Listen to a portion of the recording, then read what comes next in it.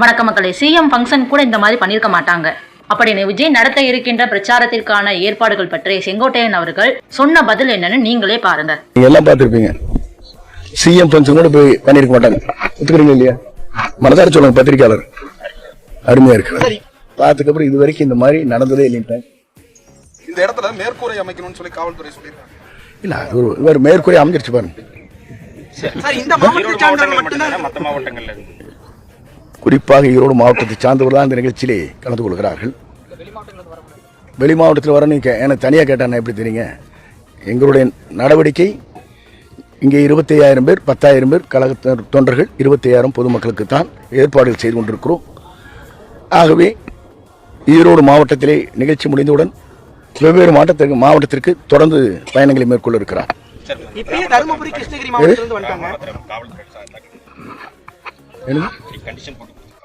ஆமா, அது யாரு என்ன வழின்னு சொல்றாங்க? பிராமண பத்திரமா? இல்ல அது மாதிரி எங்கிட்ட ஒண்ணுமே சொல்ல, உங்ககிட்ட சொல்லியிருப்பாங்க போல இருக்கு. அதுக்கு நிகழ்ச்சி இடத்துல நாங்கள் எங்கிட்ட ஒருத்தருமே சொல்லது பற்றி எங்கிட்ட ஒன்றும் சொல்லல. பார்த்துக்கப்புறம் இது வரைக்கும் இந்த மாதிரி நடந்ததே இல்லைன்ட்டாங்க.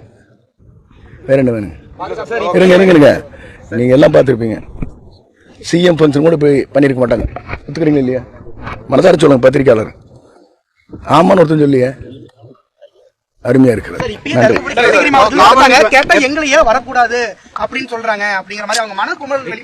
சார், நீங்க ஒவ்வொரு கேள்வி இப்படி கேட்கறீங்க. முதல்ல என்னங்கிறீங்க, வேறு மாவட்டத்தில் வருவாங்களான்னு கேட்கறீங்க.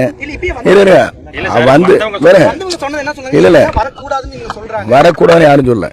காவல்துறை வேண்டுகோள் வைத்திருக்கிறதை தவிர நாங்கள் வரக்கூடாது என்று சொல்லவில்லை. முதல்ல தெளிவாக தெரிந்து கொள்ளும். டேய் மீடியாக்காரங்களா, உங்களுக்கு இந்த அசிங்க தேவையாடா? செருப்பால அடிச்ச மாதிரி சொன்னீங்க செங்கோட்டையன் சார்.